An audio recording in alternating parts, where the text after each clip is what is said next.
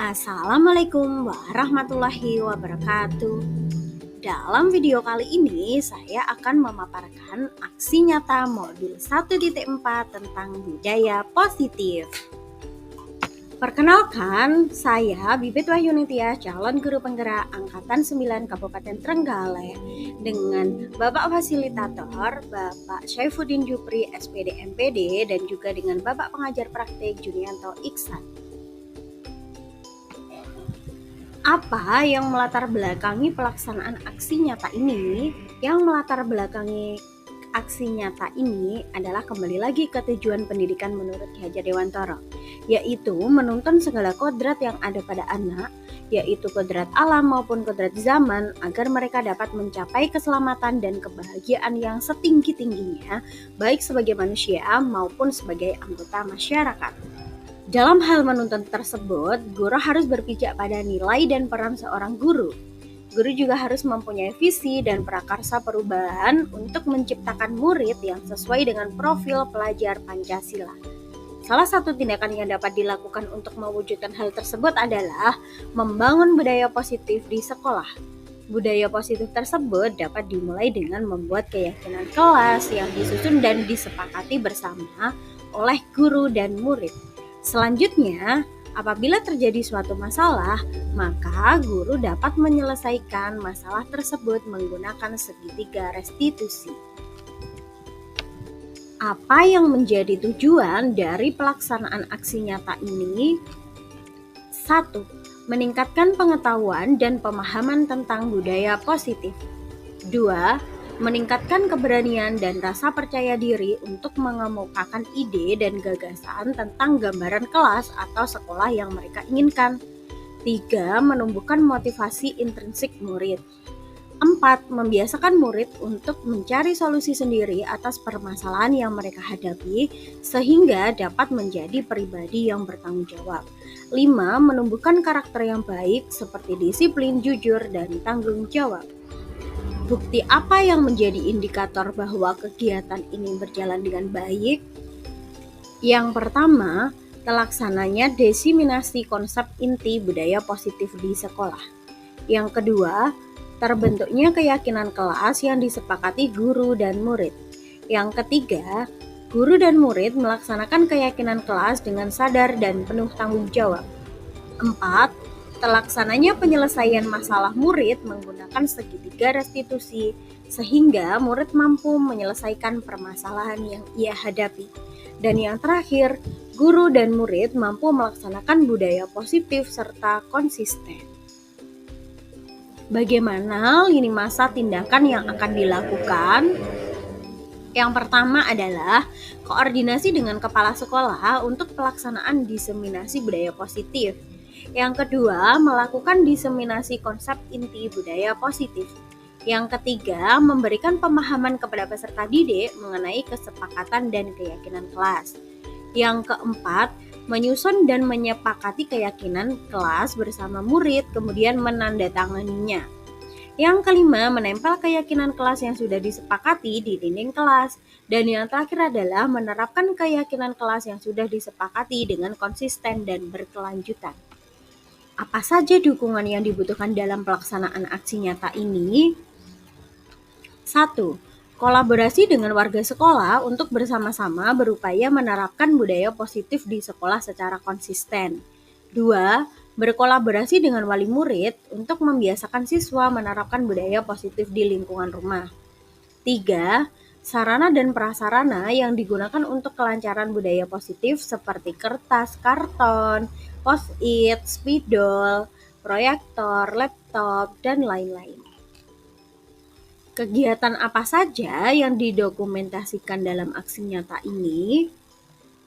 Ada 2 kegiatan yang didokumentasikan dalam aksi nyata kali ini, yaitu yang pertama, diseminasi budaya positif di sekolah kepada pendidik dan tenaga kependidikan SDN 2 Gemaharjo. Yang kedua, pembentukan keyakinan kelas di kelas tempat saya mengampu, yaitu kelas 4. Dokumentasi video kegiatan pertama. Adapun kegiatan yang pertama adalah diseminasi budaya positif di sekolah. Bismillahirrahmanirrahim. Assalamualaikum warahmatullahi wabarakatuh. Waalaikumsalam warahmatullahi wabarakatuh. Yang saya hormati Ibu Kepala SD Negeri 2 Kumaharjo, yang saya hormati Bapak Ibu pendidik serta tenaga kependidikan SD Negeri 2 Kumaharjo yang pada saat ini hadir dalam acara diseminasi budaya positif di sekolah. Pertama-tama marilah kita panjatkan puji dan syukur kehadirat Allah Subhanahu wa taala karena atas segala limpah karunia-Nya kita dapat berkumpul di ruang kelas ini dalam keadaan sehat walafiat. Kemudian shalawat serta salam kita haturkan kepada junjungan kita Nabi Agung Muhammad SAW, di mana berkat beliaulah kita mendapatkan nikmat Islam. Semoga kita tergolong ke dalam umatnya yang mendapatkan syafaatnya di yaumul kiamah nanti. Amin, amin ya rabbal alamin.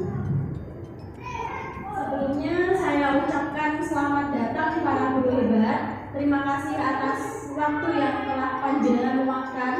Mari dalam sesi ini kita belajar bersama, berkolaborasi dan saling mendukung demi mewujudkan disiplin positif di sekolah kita tercinta ini.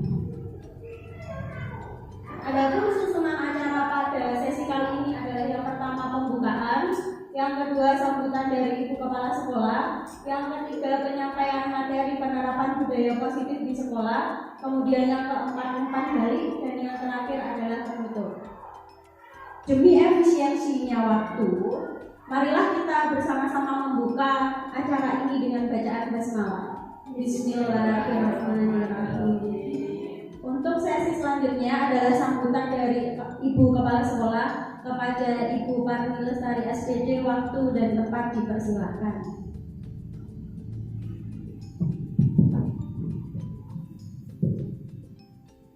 Assalamualaikum warahmatullahi wabarakatuh. Waalaikumsalam warahmatullahi wabarakatuh. Yang saya hormati Bapak Ibu tenaga pendidik kependidikan SD Negeri 2 Kumaharjo.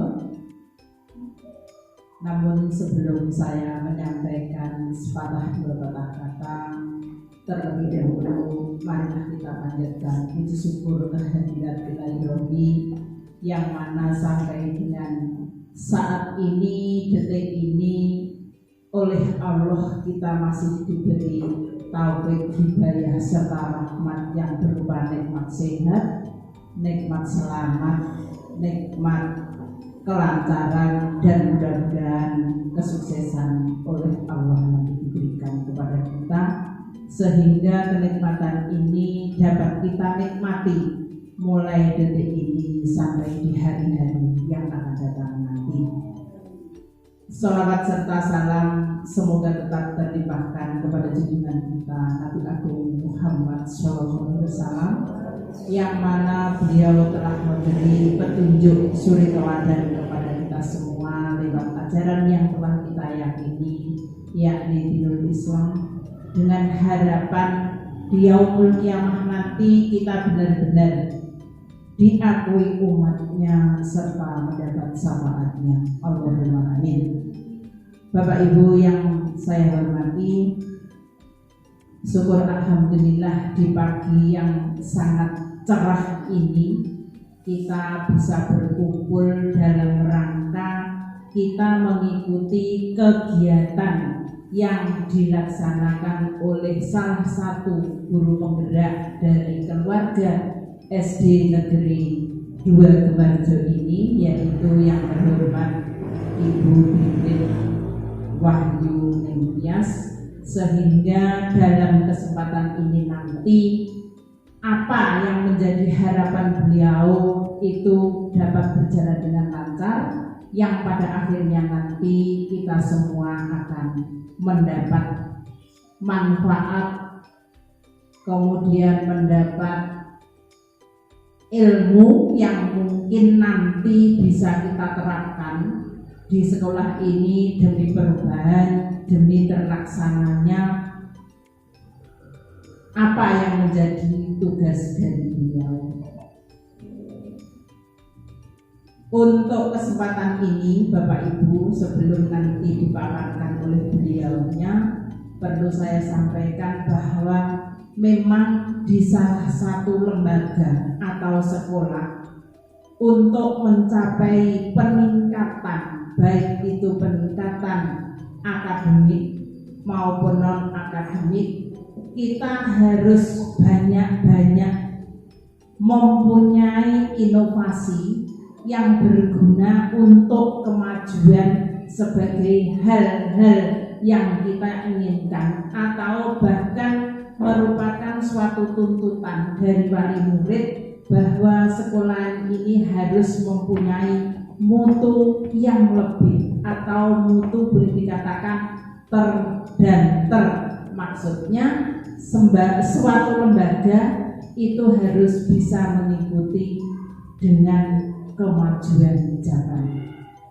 Oleh karena itu, dalam kesempatan ini Ibu Bibit Wahyunitas nanti akan mengambil tema, atau beliau akan memaparkan materi yang berkaitan dengan budaya positif.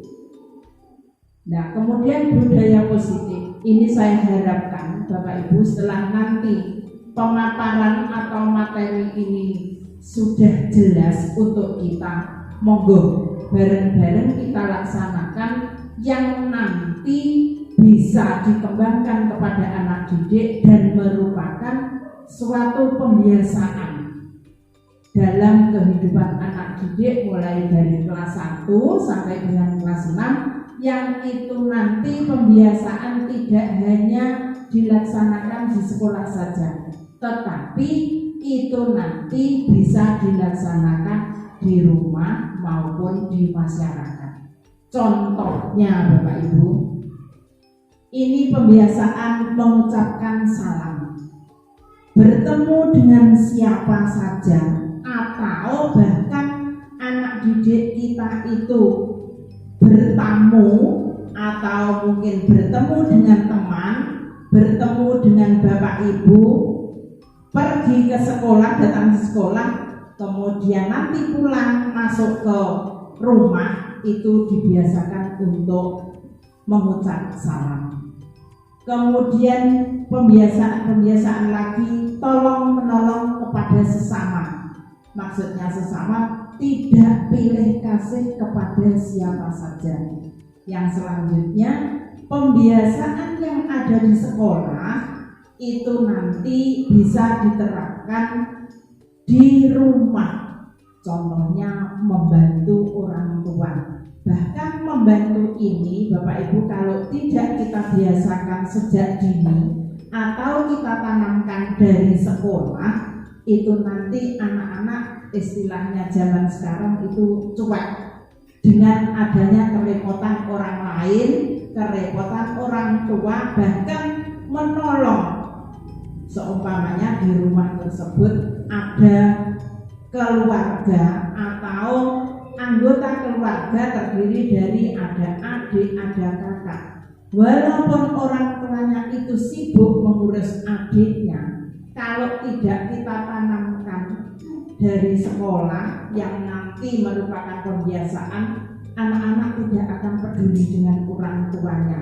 Biarlah itu urusan atau pekerjaan orang tua. Tetapi Bapak Ibu, nanti apabila budaya-budaya yang positif itu kita jadikan pembiasaan yang nanti sudah terbiasa dalam kehidupan mereka, khususnya ini anak didik, akan timbul kesadaran dari pribadi masing-masing tanpa adanya kita suruh, tanpa adanya kita larang, atau bahkan memang anak itu mempunyai ide untuk membantu, untuk menolong, untuk berbuat kebaikan.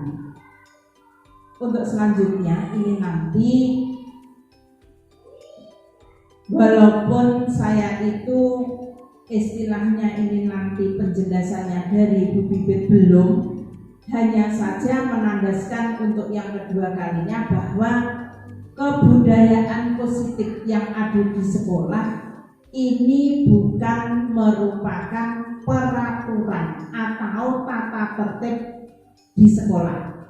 Tetapi kalau budaya positif ini nanti dimulai dari kesepakatan atau dari pembiasaan dari kelas. Oleh karena itu dari kelas masing-masing, kelas 1 sampai dengan kelas 6, namanya pembiasaan atau budaya positif ini mengikat atau peraturan itu dibuat sesuai dengan hasil musyawarah, hasil kesepakatan sesuai di kelas masing-masing, sehingga kegiatan positif atau pembiasaan setiap kelas itu nanti akan ada suatu perbedaan, tidak harus sama. Tetapi kalau tata tertib sekolah itu semua harus mentaati dari warga sekolah itu, yang membuat itu adalah sekolah. Tetapi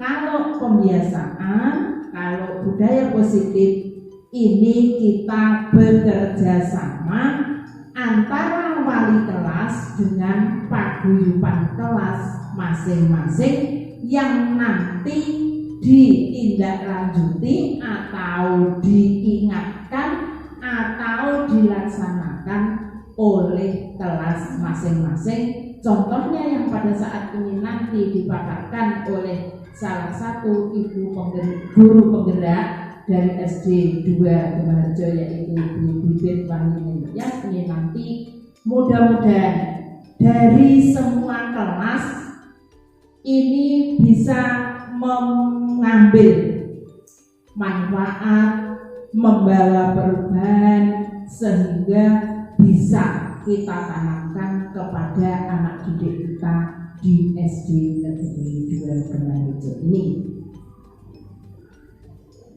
Dan yang terakhir ini nanti setelah saya selesai matur, waktu sepenuhnya saya serahkan kepada beliaunya bagaimana caranya atau bahkan materi-materi apa yang bisa nanti diterapkan di kelas masing-masing, mohon kita laksanakan di kelas sehingga itu nanti anak didik kita mengalami perubahan yang positif dan terbaca oleh masyarakat, sehingga wali murid akan merasa nyaman, aman, terdidik di sekolah kita ini, yaitu di SD Negeri 2 Gemarjo. Mungkin itu yang bisa saya sampaikan. Banyak kesilapan saya matur mohon maaf. Akhirnya billahi taufiq wal hidayah. Wassalamualaikum warahmatullahi wabarakatuh. Terima kasih disampaikan kepada Ibu. Selanjutnya kita akan melakukan ice breaking terlebih dahulu. Dimohon Bapak Ibu untuk berdiri sebentar.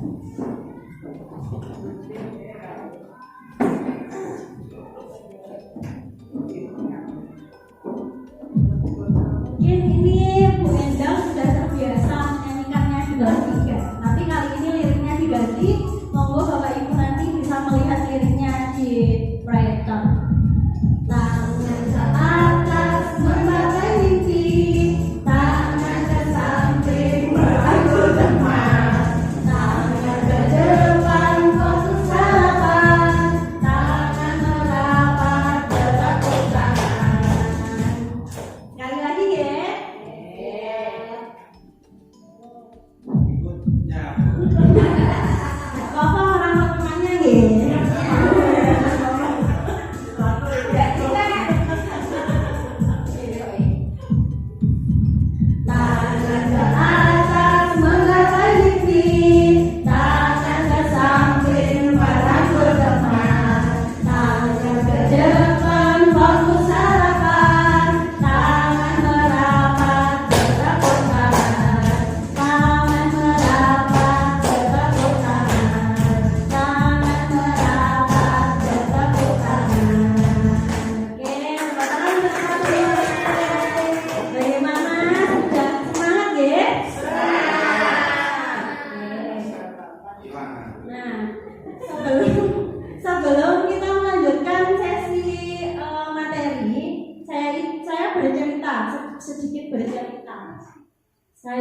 terinspirasi kepada sebuah lirik lagu dari Niji yang berjudul Laskar Pelangi.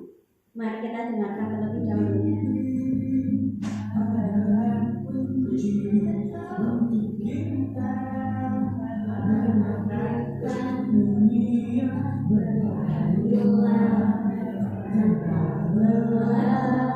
Sampai engkau marinya. Nah, dari cuplikan itu tadi, saya setuju bahwa mimpi itu adalah sebuah kunci. Kalau kita tidak berani bermimpi, tidak mungkin perbuatan baik atau perubahan baik itu akan menghampiri kita dengan sangat baik. Nah, kaitannya dengan ice breaking yang telah kita lakukan tadi, kita semua di sini adalah keluarga yang mempunyai mimpi yang sama tentang kebaikan budaya positif di lingkungan sekolah kita tercinta ini, yaitu SD Negeri 2 Kumaharjo. Untuk itu, yang tangan ke atas, kita menggapai mimpi-mimpi yang telah kita bangun. Kemudian merangkul teman, tidak mungkin kan sesuatu yang baik itu untuk diri kita sendiri. Jadi kita harus mengajak teman-teman kita supaya berbuat yang baik juga demi terwujudnya hal-hal yang positif. Kemudian lurus kepada impian. Nah, setelah kita berkolaborasi, tentunya kita akan lebih enak untuk menggapai tujuan kita. Yang terakhir, tepuk tangan. Kalau kita tidak punya semangat, mungkin hal itu tidak mungkin akan terjadi seperti itu. Selanjutnya, mengapa toh budaya positif di sekolah itu harus ada? Kembali lagi ke filosofi pendidikan dari Bapak Ki Hajar Dewantoro. Bapak Ki Hajar Dewantoro menyatakan bahwa tujuan utama pendidikan adalah menuntun segala kodrat yang ada pada anak. Dengan begitu, anak atau peserta didik dapat tumbuh sebagai manusia dan anggota masyarakat yang mampu mencapai keselamatan dan kebahagiaannya setinggi-tingginya. Bicara tentang pendidikan, tentunya kita selalu harus mengacu kepada filosofi beliau ini. Nah, beliau itu mengibaratkan seorang pendidik maksudnya seperti seorang petani. Jadi guru itu adalah petani, murid adalah benih yang disemaikan, kemudian sekolah kita ini merupakan lahan yang menjadi tempat persemaian benih-benih tersebut. Sebagai seorang petani, kita tidak mungkin jika mengubah biji padi tumbuh menjadi biji jagung, begitupun sebaliknya. Namun, sebagai seorang petani kita itu dapat mengontrol tumbuh kembangnya biji-biji tersebut. Misalnya dengan memberikan pupuk yang bagus, yang baik, kemudian pengairannya yang cukup, kemudian mencabut hama dan lain-lain yang dapat mengganggu tumbuh kembangnya biji itu sendiri. Sekarang coba, mari kita renungkan. Misalnya, sebagai seorang petani kita mempunyai 2 biji. Yang pertama biji unggul, biji jagung unggul yang kita peroleh harganya dengan 100.000 per kilo. Kemudian yang kedua adalah biji yang biasa saja yang kita peroleh dengan harga 35.000 per kilo. Kemudian yang biji pertama itu diolah oleh petani yang tidak bisa mengolah sawahnya, tidak bisa menata lahannya. Dan biji kedua itu diolah oleh petani yang sangat rajin, yang sangat memperhatikan tumbuh kembang tumbuhannya. Kira-kira biji manakah yang tumbuh dengan lebih baik? Yang kedua, benar. Nah, sebagai seorang guru, salah satu tanggung jawabnya adalah bagaimana menciptakan suatu lingkungan positif, yaitu lingkungan yang menyenangkan, menjaga dan melindungi murid dari hal-hal yang tidak kita inginkan. Ada pertanyaan? Yang pertama, menurut Bapak Ibu, apakah budaya positif itu tadi sudah sedikit di-spill oleh Ibu Kepala Sekolah? Kira-kira siapa yang mau menyampaikan pendapatnya? Apa atau budaya positif itu menurut panjenengan apa? Kebiasaan yang bisa kita laksanakan sehingga terciptalah suasana yang baru dan menyenangkan. Terima kasih Bu Endang. Coba Bu Endang tadi berpendapat bahwa budaya positif itu kebiasaan-kebiasaan yang dapat kita lakukan untuk menciptakan suatu kebiasaan yang baik. Mungkin dari Bapak Ibu lainnya ada yang mau berpendapat lagi? Monggo. Sudah? Baik. Selanjutnya, apakah menurut Bapak Ibu di sekolah kita sudah tercipta budaya positif? Sudah. Alhamdulillah sudah. Itu bisa kita lihat dari pembiasaan pagi, mulai dari sholat duha, menyapu bersama, kemudian pembiasaan-pembiasaan baik lainnya. Inti dari pembelajaran yang telah saya pelajari dalam modul guru penggerak tentang budaya positif itu adalah perwujudan dari nilai-nilai kebajikan atau keyakinan universal yang diterapkan di sekolah.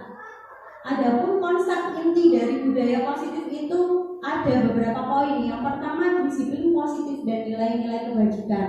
Yang kedua, teori motivasi, hukuman, dan penghargaan serta restitusi. Kemudian ada keyakinan kelas, kebutuhan dasar manusia, 5 posisi kontrol guru, dan juga segitiga restitusi. Masuk ke disiplin positif. Mari kita bahas bersama-sama ya. Di sini saya hanya menyampaikan pengalaman saya mengenai belajar di guru penggerak. Ketika mendengar kata disiplin, apa yang terbayang di benak Bapak atau Ibu? Monggo, siapa ini? Tertib ya. Bu Mas Nurul mengatakan tertib. Disiplin itu tertib. Ada lagi? Belum ada. Lanjut ya. Kata disiplin berasal dari bahasa Latin disciplina yang artinya belajar. Seorang tokoh Diegosen menyatakan bahwa arti dari kata disiplin ini juga berkonotasi dengan disiplin diri dari murid-murid. Disiplin diri dapat membuat seseorang menggali potensinya menuju kepada sebuah tujuan ataupun sesuatu yang dihargai dan bermakna. Sebagai seorang pendidik, tujuan kita adalah menciptakan anak-anak yang memiliki disiplin diri sehingga mereka bisa berperilaku dan mengacu pada nilai-nilai kebajikan universal dan memiliki motivasi intrinsik bukan ekstrinsik. Karena kalau motivasi yang timbul dalam diri itu lebih membuat seseorang bersemangat daripada motivasi yang dipaksakan kepada dirinya. Selanjutnya, nilai-nilai kebajikan universal. Apa saja toh nilai-nilai kebajikan universal? Menurut Dr. William Blosser pada teori kontrol menyatakan bahwa setiap perbuatan itu memiliki suatu tujuan. Jadi kita sebagai seorang guru tidak sepatutnya menjudge seorang anak. Misalnya ada anak yang selalu berkeliling, tidak mau mengerjakan tugasnya, itu kita tidak bisa menjudge mereka. Oh, anak ini sangat bermasalah, sangat tidak terkontrol. Tidak boleh seperti itu. Nilai-nilai kebajikan dari 6 institusi atau organisasi. Yang pertama dari IBO, Primary Years Program, itu ada toleransi sampai dengan komitmen. Kemudian dari 9 pilar karakter, ada yang pertama cinta Tuhan dan segenap ciptaannya, sampai dengan toleransi, kedamaian, dan kesatuan. Kemudian petunjuk seumur hidup dan keterampilan hidup, itu dibedakan seperti berikut. Nanti untuk lebih lengkapnya akan saya bagikan materinya ya Bapak Ibu. Selanjutnya dari The Seven Essential Virtues itu ada empati sampai dengan keadilan. Kemudian The Virtues Project itu banyak sekali nilai-nilai yang mereka cetuskan, mulai dari peduli, rajin, integritas, dan pengertian. Nah, yang terakhir yang kita pelajari di sekolah kita dalam kurikulum Merdeka, saya kira dari beberapa tadi itu sudah termuat di dalamnya, yaitu di profil pelajar Pancasila. Ada 6 komponen dari beriman, bertakwa kepada Tuhan Yang Maha Esa dan berakhlak mulia sampai dengan kreatif. Sekarang teori motivasi. Sebagai seorang guru, kira-kira motivasi apa yang mendasari tindakan Anda untuk hadir mengajar di kelas tepat waktu? Kak Trian, apa yang memotivasi panjenengan untuk hadir di kelas tepat waktu? Monggo. Yang memotivasi adalah keberhasilan siswa dalam menerima apa yang kita ajarkan. Baik, Bapak Ibu guru yang lainnya, Bu Cynthia, semangat siswa. Oke, bagus banget. Nah, coba saya tanyakan, apakah Bapak Ibu datang tepat waktu karena tidak ingin ditegur oleh Ibu kepala sekolah? Misalnya pernah enggak? Enggak ada. Ya, alhamdulillah. Kemudian yang kedua, apakah Bapak Ibu ingin mendapatkan pujian dan mendapatkan penghargaan sebagai karyawan atau guru berprestasi? Mungkin enggak mesti seperti itu. Tidak. Yang terakhir, Bapak Ibu ingin menjadi orang yang menghargai waktu, menghargai diri sendiri sebagai teladan bagi murid. Alhamdulillah, semua guru di SD 2 Negeri Gemarjo menerapkan nilai yang ketiga ini. Nah, Diana Gosset menyatakan ada 3 motivasi perilaku manusia. Yang pertama, untuk menghindari ketidaknyamanan atau hukuman. Yang kedua, untuk mendapatkan imbalan atau penghargaan dari orang lain. Dan yang ketiga, untuk menjadi yang mereka inginkan. Kadang itu kita merasakan kalau anak-anak itu melaksanakan kewajibannya hanya karena mereka tidak dihukum. Seringkali seperti itu. Nah, dalam budaya positif ini kita akan membiasakan anak-anak untuk mempunyai nilai motivasi yang ketiga. Hukuman, penghargaan, dan restitusi. Dari materi ini kemarin itu saya merasa sangat ternyata penghargaan itu sama seperti hukuman, Bapak Ibu. Kenapa nggak seperti itu? Mari kita lihat. Hukuman dan penghargaan. Hukuman adalah sesuatu yang menyakitkan dan bersifat tidak terencana atau tiba-tiba. Sedangkan penghargaan adalah perbuatan menghargai. Alfie Hall mengungkapkan baik penghargaan maupun hukuman adalah cara-cara mengontrol perilaku seseorang yang menghancurkan potensi untuk pembelajaran yang sesungguhnya. Kenapa kok begitu? Karena ada sebuah materi yang sangat menarik, judulnya dihukum oleh penghargaan. Kenapa Prof. Taji menyatakan bahwa tindakan memberikan penghargaan yang nilainya sama dengan menghukum seseorang? Karena penghargaan itu merusak hubungan. Jadi misalnya kalau di dalam kelas kita itu menghargai salah satu karya murid. Nah, meskipun mereka tidak mengatakannya, murid-murid yang lain itu merasa iri sehingga terbesit di dalam hatinya tidak suka dengan anak yang telah kita beri penghargaan tadi. Kemudian penghargaan efektif jika kita menginginkan seorang melakukan sesuatu yang kita inginkan dalam jangka waktu yang pendek. Jadi kalau kita memberikan penghargaan atas pencapaian anak itu melakukannya besok-besok lagi hanya kalau ada penghargaan itu sendiri. Kalau tidak ada penghargaannya, anak tersebut tidak mungkin melakukannya kembali.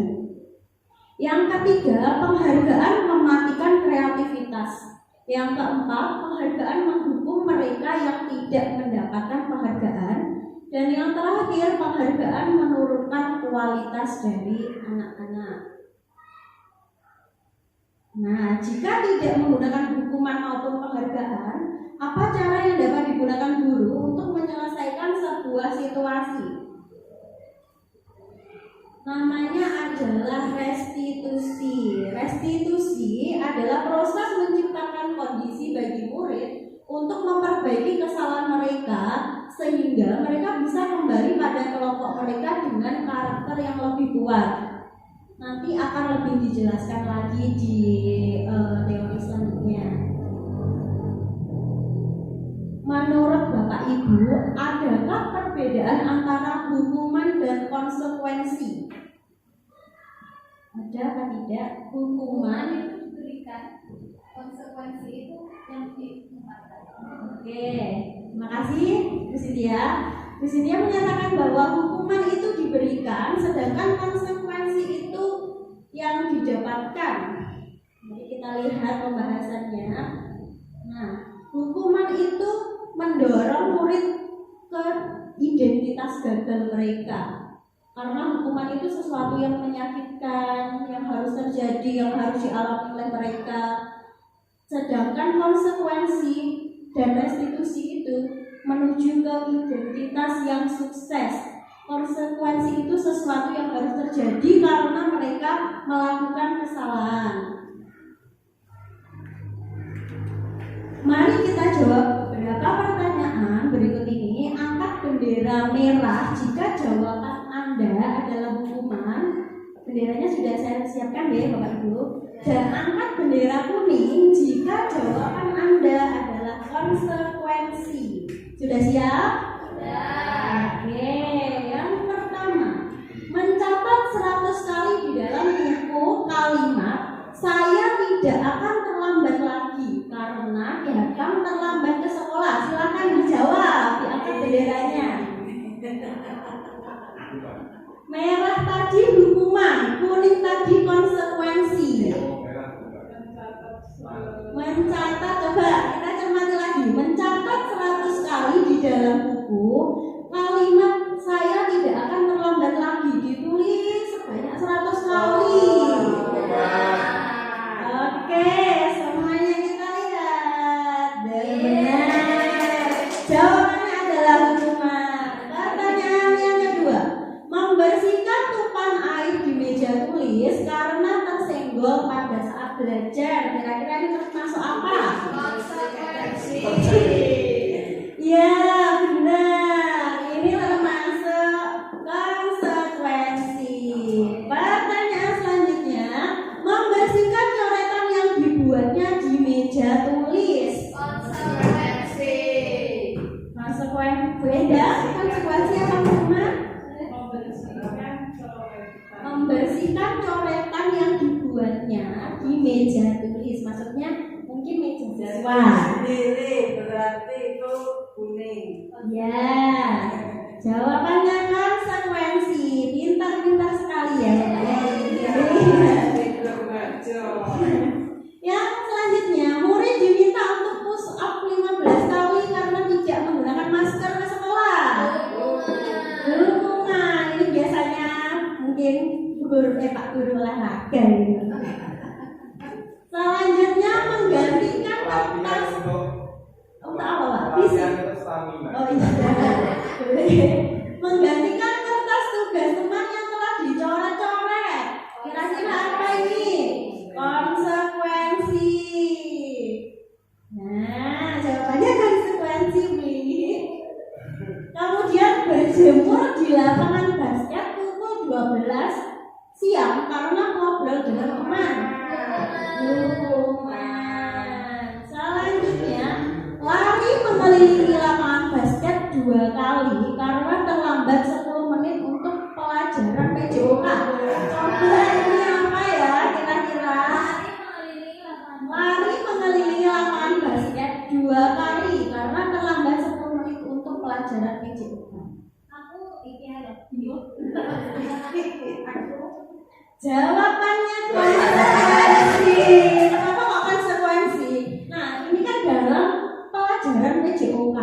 Biasanya itu kan sebelum pelajaran PJOK ada kegiatan pemanasan ya Pak ya. Nah, kemungkinan kalau seorang anak terlambat 10 menit, dia kan tidak ikut pemanasan itu. Jadi konsekuensinya adalah mengelilingi lapangan basket 2 kali. Ini sedikit mengecoh. Selanjutnya kita belajar tentang keyakinan kelas. Mengapa keyakinan kelas? Mengapa tidak peraturan kelas saja? Tadi sudah sedikit dibahas oleh Ibu Kepala Sekolah kita. Kalau sebuah peraturan itu asalnya dari, misalnya dari guru. bukan dari siswa. Sedangkan keyakinan kelas itu dari kita dan juga bersama anak-anak, sehingga mereka itu merasa bahwa oh ini loh dari aku dan untuk aku. Jadi mereka akan lebih termotivasi untuk melaksanakannya.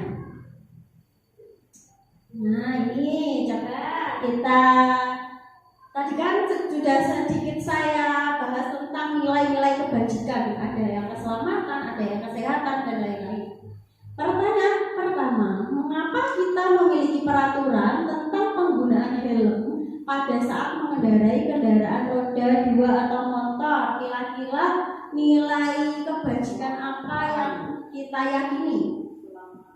Keselamatan, betul. Pertanyaan kedua, mengapa kita memiliki peraturan tentang penggunaan masker dan mencuci tangan setiap saat? Kesehatan, benar sekali. Nilai-nilai keselamatan atau kesehatan itulah yang kita sebut sebagai suatu keyakinan. Jadi, keyakinan adalah nilai-nilai kebajikan universal yang disepakati secara tersirat dan tersurat, lepas dari latar belakang suku, negara, bahasa, maupun agama. Keyakinan kelas. Setiap tindakan atau perilaku yang kita lakukan di dalam kelas dapat menentukan terciptanya sebuah lingkungan positif. Maka hal pertama yang perlu diciptakan dalam mewujudkan perilaku warga sekolah yang memiliki budaya positif adalah membuat keyakinan-keyakinan atau prinsip-prinsip dasar bersama di antara para warga kelas. Mari kita tuliskan nilai kebajikan apa yang dimunculkan. Ini dijawab secara lisan saja ya. Yang pertama, hadir di sekolah 15 menit sebelum pembelajaran dimulai. Benar, jawabannya menghormati orang lain. Ini dimaksudkan seorang siswa yang menghormati gurunya karena tidak terlambat. Kemudian kembalikan barang ke tempatnya. Tanggung jawab.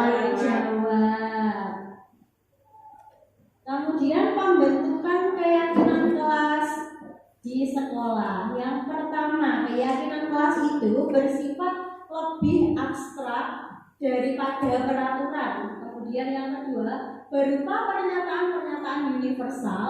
Yang ketiga, senantiasa dibuat dalam bentuk positif. Yang keempat, hendaknya tidak terlalu banyak sehingga anak-anak mudah mengingatnya.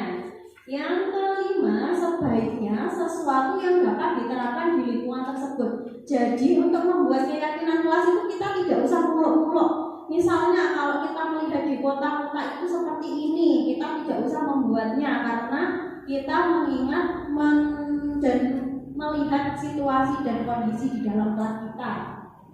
Nah, semua warga kelas hendaknya ikut berkontribusi dalam pembuatan keyakinan kelas lewat kegiatan curah pendapat.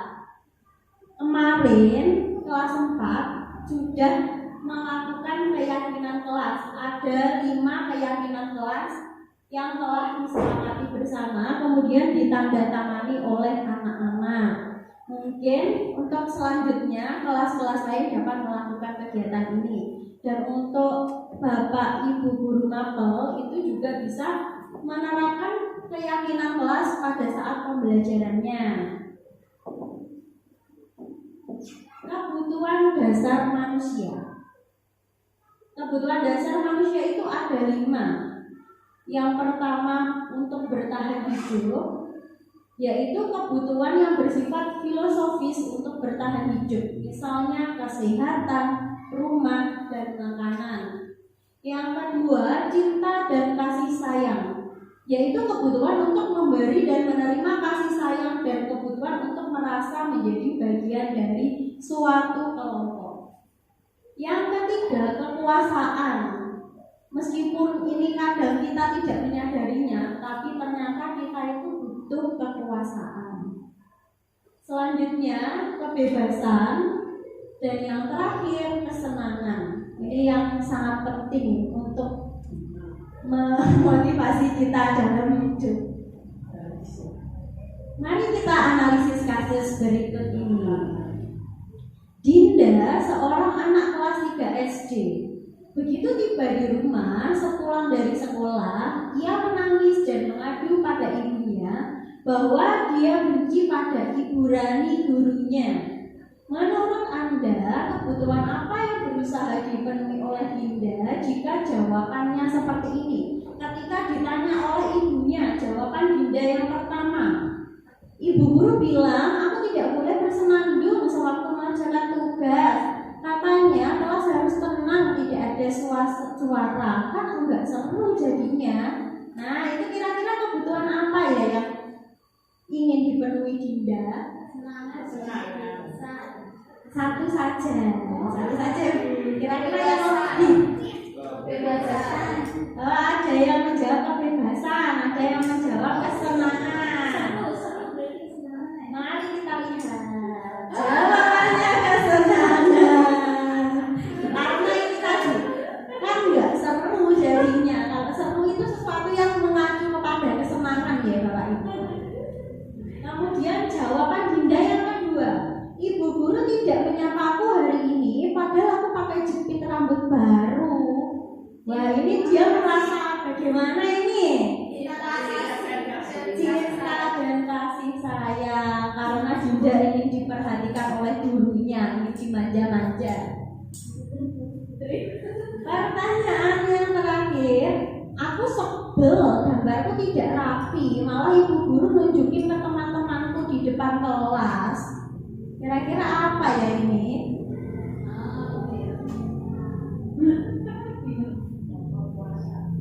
Apa ya ini? Kenapa beda? Penguasaan. Kita lihat. Betul.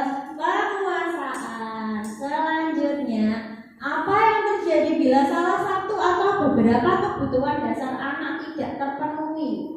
Nah, pasti jika salah satu atau beberapa kebutuhan anak seperti Dinda tadi tidak terpenuhi, maka kemungkinannya mereka akan melakukan suatu perbuatan yang bertentangan dengan nilai-nilai kebajikan atau melanggar peraturan. Jadi kalau anak-anak misalnya pasti ada nih di dalam kelas itu seorang anak atau dua orang anak yang sangat susah untuk konsentrasi. Nah, mungkin kita bisa mendekatinya, kemudian menanyakan sebenarnya butuhnya itu apa toh? Seperti itu. 5 posisi kontrol. Ini setelah ini kita akan melihat beberapa cuplikan video tentang 5 posisi kontrol dengan kasus seorang yang bernama Naren. Naren ini terlambat hadir 30 menit di sekolah dan melihat, mari kita lihat bagaimana kelima posisi kontrol menghadapi masalah tersebut. Yang pertama, posisi kontrol sebagai penghukum. Seorang penghukum biasanya menggunakan hukuman fisik maupun verbal. Hasilnya, kemungkinan murid marah dan mendendam atau bersifat agresif. Jadi, kadang kita temui kalau kita itu sering menghukum anak-anak itu malah tidak patuh kepada kita, tapi sebaliknya malah bersikap agresif. Mari kita lihat dulu.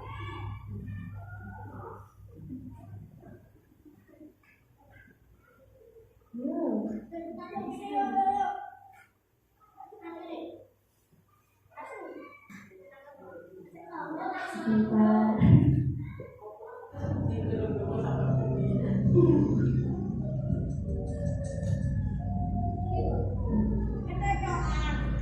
Ini ceritanya guru piket. Sini kamu.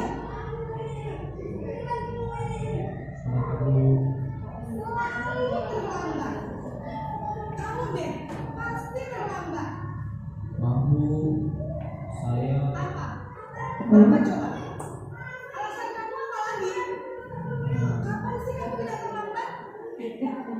Malas sekali ya kamu jadi anak. saya Dasar pemalas. Gak kapok sih kamu. Sudah berapa tahun terlambat? Sana, kamu keliling lapangan basket 2 kali. kenapa saya harus ke lapangan basket, Bu? Kenapa? Kamu melawan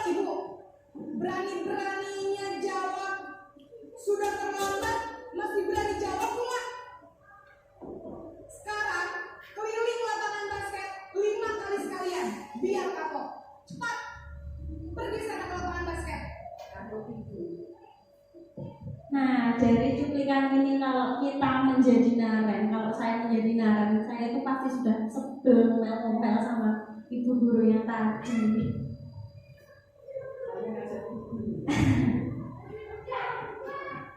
Selanjutnya, posisi kontrol sebagai pembuat merasa bersalah. Pada posisi ini, biasanya guru akan bersuara lebih lembut daripada yang tadi. Hasilnya, murid akan merasa bersalah, murid akan merasa menjadi orang yang gagal dan tidak sanggup membahagiakan orang lain.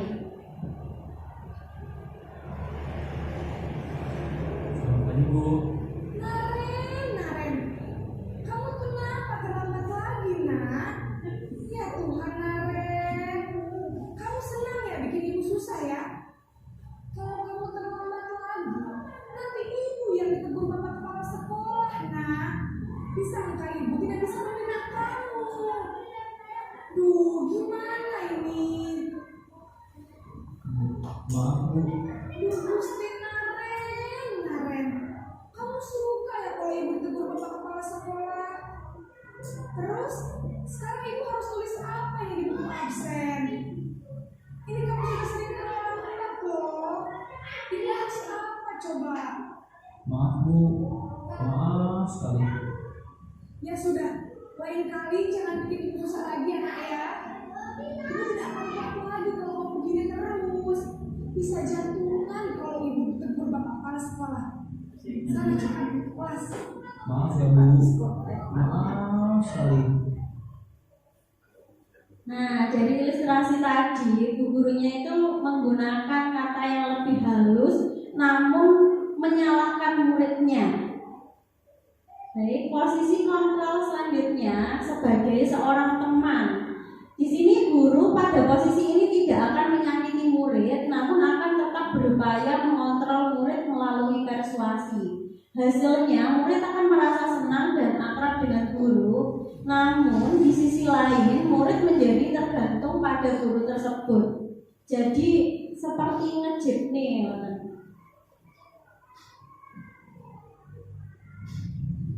Selamat pagi, Bu.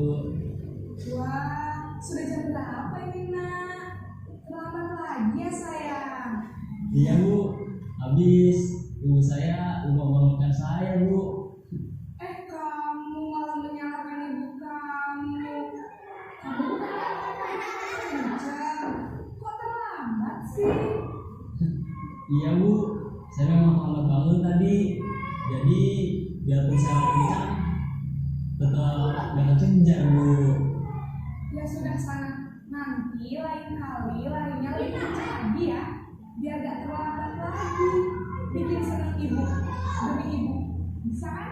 Bisa lah, Bu. Ya sudah sana masuk kelas. Ibu beresin urusan absen kamu. Kamu ini ada tes saja. Kira-kira Bapak Ibu setuju nggak kalau seorang guru bertindak seperti ini? Tidak, karena dengan hal seperti ini murid itu lebih ngelunjak. Yang keempat, posisi kontrol sebagai pemantau. Dalam posisi ini, posisi pemantau berdasarkan pada peraturan-peraturan dan konsekuensinya. Hasilnya, murid memahami konsekuensi yang harus dijalankan karena telah melanggar salah satu peraturan sekolah. Pagi, Bu. Naren, apa peraturan sekolah kita tentang jam berapa kita harus masuk sekolah, nak? Kita harus di sekolah jam 7, Bu. Iya betul, sekarang sudah jam 7.20. Naren sudah tahu konsekuensinya jika terlambat hadir. Paham, Bu. Saya harus tinggal kelas pas jam istirahat selama 20 menit. Iya benar, konsekuensinya demikian. Jadi nanti jam 9.30 pas istirahat, kamu harus tinggal di kelas, kerjakan tugas tambahan untuk ketertinggalan kamu, ya? Baik, Bu. Di sini guru mengingatkan konsekuensi atas keyakinan yang telah disepakati bersama. Dan yang terakhir, posisi sebagai manajer. Posisi manajer ini adalah posisi di mana guru berbuat sesuatu bersama dengan murid, kemudian mempersilahkan murid mempertanggungjawabkan perilakunya. serta mendukung murid agar dapat menemukan solusi atas permasalahannya sendiri. Jadi dalam posisi ini guru itu hanya menuntun, memancing murid untuk menemukan solusi atas kesalahan yang dia lakukan. Selamat pagi Bu. Maaf Bu, saya terlambat. Iya, sekolah masuknya jam 7, sekarang sudah jam 7.20. Jadi sekarang bagaimana ini, Naren? Maaf Bu, saya lupa salah saya semalam. Baiklah, menurut kamu, kira-kira sekolah yang mana yang perlu kamu tingkatkan? Mengenai diri sendiri dan orang lain mungkin ya Bu. Setuju. Jadi, apakah Naren meyakini prinsip saling menghormati tersebut? Iya Bu, saya meyakininya. Apakah Naren bersedia memperbaiki masalah keterlambatan ini? Bersedia Bu. Bagaimana kamu akan memperbaiki masalah keterlambatan ini? Saya akan coba untuk tidak lupa menyetel alarm saya Bu. Baik, kalau Naren bertanya alarm di rumah, ada orang yang kira-kira bisa bantu mengingatkan tidak? Ada Bu, kakak saya, Kak Emma. Ada lagi selain Kak Emma? Selain Kak Emma, ada ibu saya. Baik, jadi yang mengingatkan Naren adalah Kak Emma dan ibu kamu ya. Kira-kira akan mulai set alarm kapan Naren? Setelah pulang sekolah, akan segera saya lakukan. Baik, jadi Naren akan setel alarm untuk bangun besok pagi dan akan diingatkan oleh kakak dan ibu dan Naren ya. Ada lagi yang mungkin perlu dilakukan Naren agar tidak terlambat bangun lagi? Tidak ada Bu. Baik Naren, terima kasih untuk kerjasama kamu. Sekarang kamu perlu kembali ke kelas untuk belajar. Baik Bu, terima kasih. Baik, dari kelima posisi kontrol tadi, berada di posisi kontrol manakah Bapak Ibu sekarang? Yang terakhir, Bunda yang terakhir sebagai manajer. Nah, diharapkan seorang guru itu memang mempunyai posisi kontrol sebagai manajer karena itu menyangkut semua posisi kontrol yang lainnya. Masuk ke sesi atau materi yang terakhir yaitu tentang segitiga restitusi. Segitiga restitusi adalah sebuah tahapan untuk memudahkan para guru dan orang tua dalam melakukan proses untuk menyiapkan anaknya untuk melakukan restitusi. Adapun beberapa tahapan dalam segitiga restitusi ada 3. Yang pertama, menstabilkan identitas. Yang kedua, validasi tindakan yang salah. Yang ketiga, menanyakan keyakinan. Kemudian ciri-ciri restitusi. Restitusi bukan untuk menebus kesalahan, namun untuk belajar dari kesalahan. Kemudian restitusi memperbaiki sebuah hubungan. Restitusi adalah tawaran, bukan paksaan. Jadi kalau kita menawarkan suatu penyelesaian masalah kepada anak, namun anak itu tidak mau, jadi tidak usah dipaksakan. Yang keempat, restitusi menuntut untuk melihat ke dalam diri. Yang kelima, restitusi mencari kebutuhan dasar yang mendasari tindakan. Kemudian restitusi adalah cara yang paling baik daripada hukuman dan juga penghargaan. Restitusi fokus pada karakter bukan tindakan. Jadi restitusi ini kan tidak dipaksakan ya. Jadi kita itu melakukan restitusi bukan untuk memperoleh tindakan perilaku anak, perubahan anak, namun menguatkan karakternya, karakter yang lebih baik. Kemudian restitusi fokus pada solusi. Yang terakhir, restitusi mengembalikan murid yang berbuat salah pada kelompoknya. Baik, sebelum ke sesi umpan balik, coba silahkan dimohon untuk berdiri sebentar. Kita menyanyi tentang lagu Dimensi Profil Pelajar Pancasila. Menyanyi dan bergerak seperti ibu-ibu.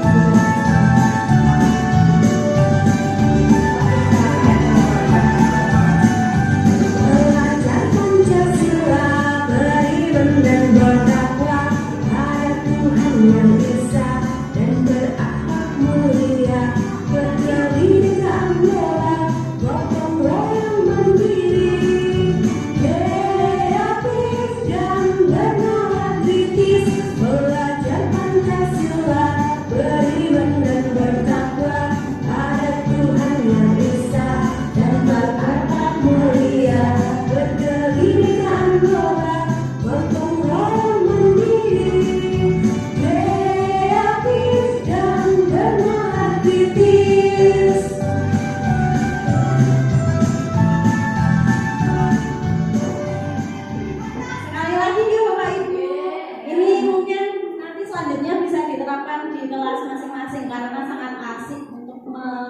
hafalkan versi pelajar lokal.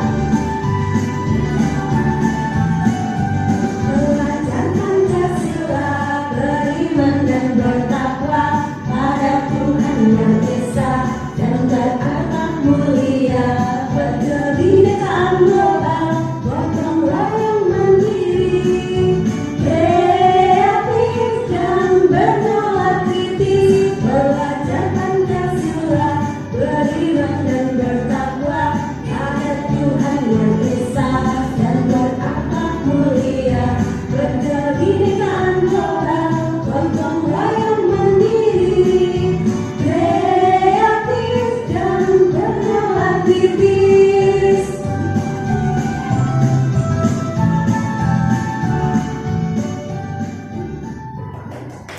Terima kasih. Selanjutnya masuk ke sesi yang keempat, hampir ke sesi puncak.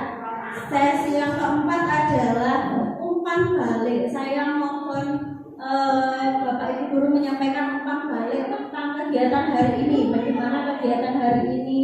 Apa yang harus diperbaiki selanjutnya? Monggo. Siapa yang mau berpendapat?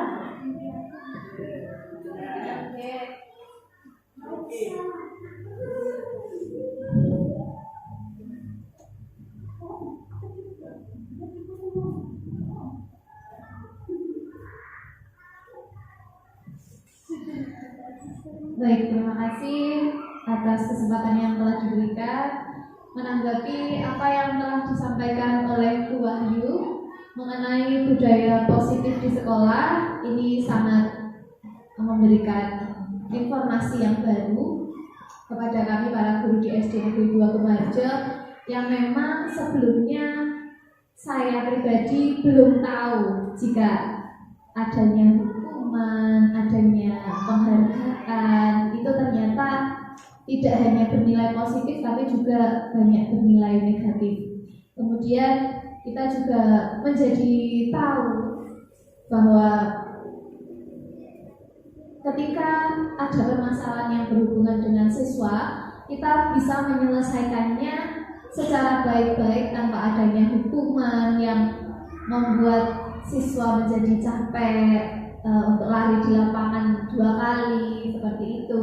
Terus juga kita tidak perlu memberikan hadiah untuk anak yang mungkin bisa dibilang paling pintar atau paling kreatif, paling bisa, itu akan mematikan semangat dari teman-temannya. Kemudian apakah saya diizinkan untuk bertanya Bu Wahyu? Boleh, silakan. Ya, yang ingin saya tanyakan Bu Wahyu, ini mengenai permasalahan di kelas saya. Itu ada salah satu siswa yang ketika ada PR itu jarang mengerjakan, sering tidak mengerjakan. Kemudian sudah saya tanyai apa yang menyebabkan dia tidak mengerjakan.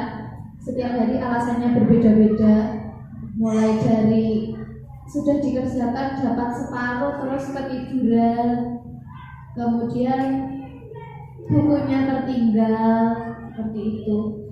Menurut Bu Wahyu, kira-kira apa yang harus saya lakukan untuk mengatasi permasalahan mengenai siswa saya tersebut? Terima kasih. Terima kasih atas pertanyaannya. Mohon maaf nanti jika jawaban saya kurang tepat karena di sini kita sama-sama belajar. Nah, situasi yang terjadi di kelas Bu Cynthia tadi juga sering terjadi di kelas saya. Jadi anak-anak itu sering tidak mengerjakan PR, entah itu alasannya beribu-ribu alasan. Terutama yang sering itu bukunya tertinggal. Untuk mengatasi hal tersebut, kemarin saya itu menelpon ibunya, coba dicari apakah bukunya itu benar-benar tertinggal apa enggak. Nah, kalau mereka bohong, pasti mereka itu merasa ketakutan. Ekspresinya sudah terlihat seperti itu. Kemudian yang kedua itu, kalau menurut saya itu yang terpenting adalah koordinasi dengan orang tua.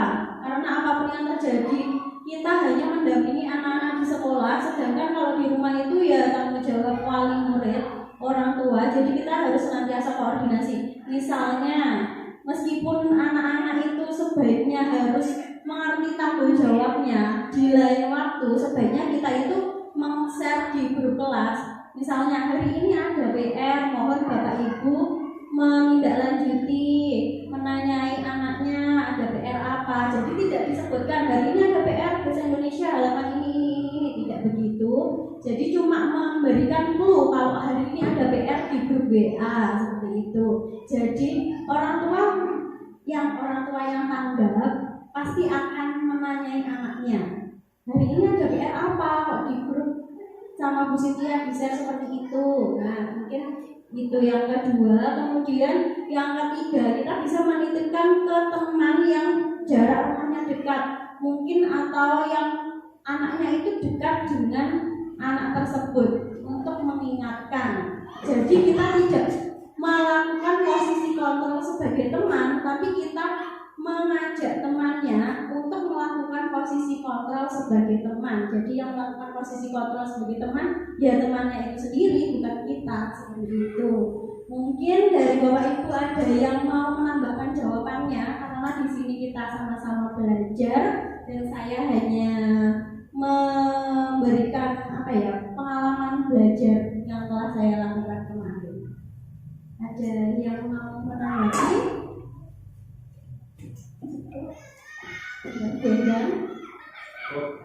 Sudah cukup. Baik, terima kasih atas waktu yang telah Bapak Ibu luangkan. Bupati, monggo.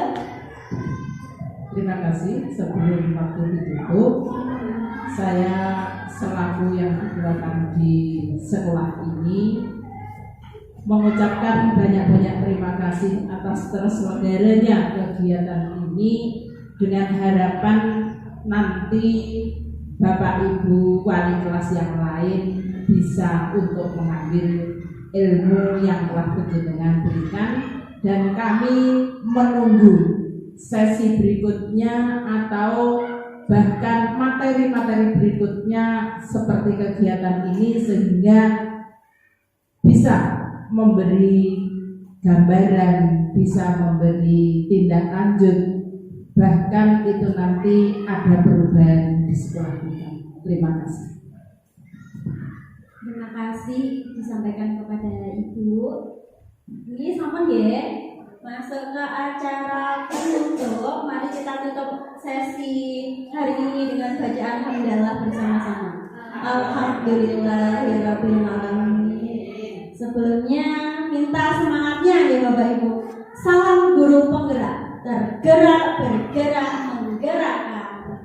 Bisa ya? Tergerak, bergerak, menggerakkan. Oke.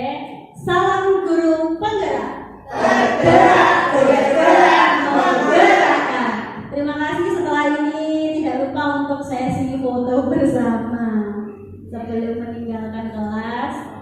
Terima kasih banyak disampaikan. Assalamualaikum warahmatullahi wabarakatuh.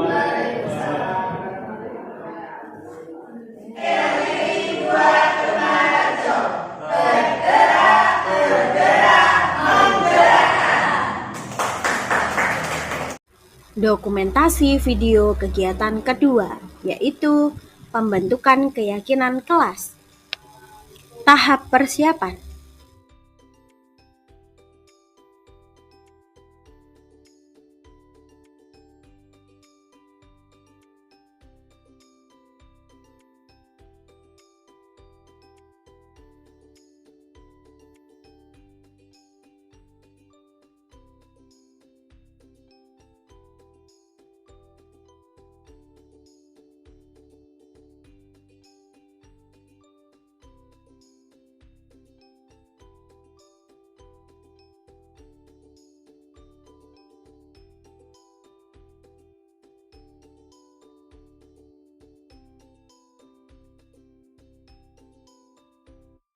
Proses pembentukan keyakinan kelas. Bismillahirrahmanirrahim. Assalamualaikum warahmatullahi wabarakatuh. Waalaikumsalam warahmatullahi wabarakatuh.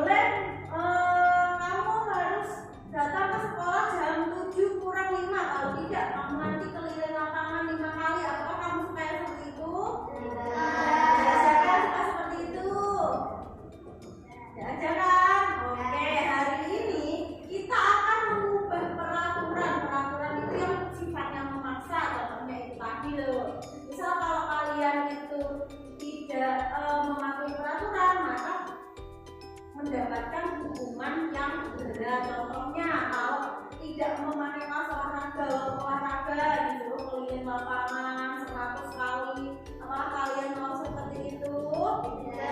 Nah, ini kita akan membuat keyakinan kelas. Apa keyakinan kelas itu? Ada yang tahu? Belum tahu? Keyakinan kelas itu sesuatu yang kita yakini, kita sepakati bersama-sama. Jadi keyakinan kelas itu yang buat bukan Wahyu, bukan guru-guru di sekolah ini, bukan kepala sekolah, tapi yang buat kita semua. Sudah siap? Ya. Bisa kira-kira menuliskan keyakinan kelas.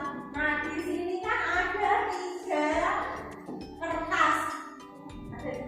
Ada kertas biru, kertas putih, kertas pink. Nanti kita akan menuliskan dulu yang pertama di kertas biru. Semua anak menuliskan keinginan apa yang kamu ingin lakukan bersama teman-teman di dalam kelas. Dituliskan di sini. Semuanya menuliskan di sini ya. Insan, nanti tuliskan di sini. Lalu setelah itu nanti kalau sudah jadi kita pilih-pilih lagi di sini. Tapi ini entah nanti. Yang terakhir nanti kalau sudah jadi keyakinan kelasnya nggak usah banyak-banyak. Jadi kita enak minatnya. Kalau sudah jadi nanti ditulis di sini. Taruh tanda tangan semuanya di sini. Oke?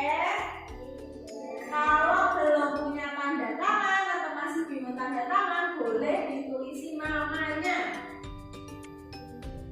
Oke, siap ya? Mulai dari sekarang. Ada yang mau bertanya apa enggak tentang kegiatan kita hari ini? Ada yang masih bingung apa enggak?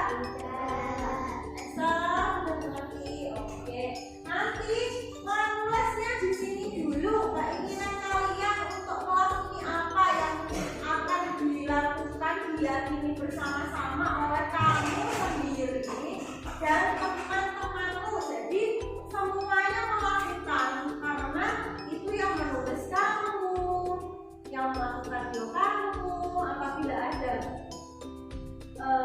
pelanggaran, ya konsekuensinya apa nanti kita bicarakan. Sekarang dimulai dua-dua dari Febri dan Pak Is. Videonya ada di sini. Silakan menuliskan tentang keyakinan kelasnya.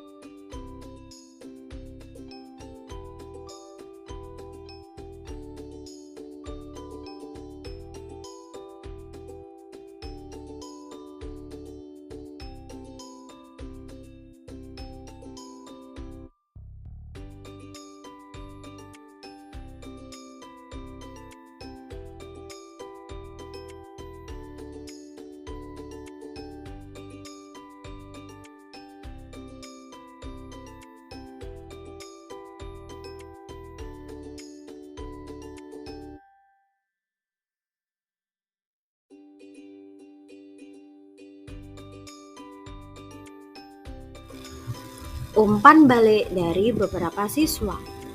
Halo, nama saya Fatih dari kelas 4. Kenalkan, nama saya Faiz. Saya Naswa, saya dari kelas 4. Perkenalkan, nama saya Kinara, saya dari kelas 4. Bagaimana perasaan kamu saat membuat keyakinan kelas? Senang. Sangat antusias. Senang. Apakah menurut kamu pembuatan keyakinan kelas itu penting dilakukan? Iya. Sangat penting. Ya. Menurutmu, mengapa pembuatan keyakinan kelas penting dilakukan? Agar suasana kelas menjadi tertib. Oke, terima kasih. Agar tercipta kenyamanan di kelas. Oke, terima kasih pendapatnya. Karena keyakinan kelas membuat oleh kita Oke, makasih. karena biar suasana disiplin. Oke. Dokumentasi foto. Dokumentasi pelaksanaan diseminasi. Berikut adalah 2 foto tentang pelaksanaan diseminasi. Selanjutnya ada dokumentasi pembentukan keyakinan kelas. Berikut ada 2 foto yang saya tampilkan. Terima kasih sudah menonton. Salam guru penggerak, tergerak, bergerak, menggerakkan.